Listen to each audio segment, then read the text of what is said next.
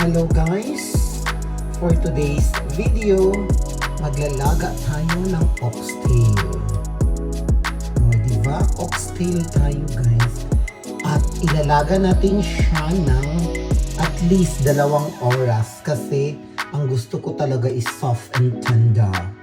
So yan. At para naman papasok talaga sa kaibuturan ng karne ang sarap, lalagyan natin siya ng beef cubes.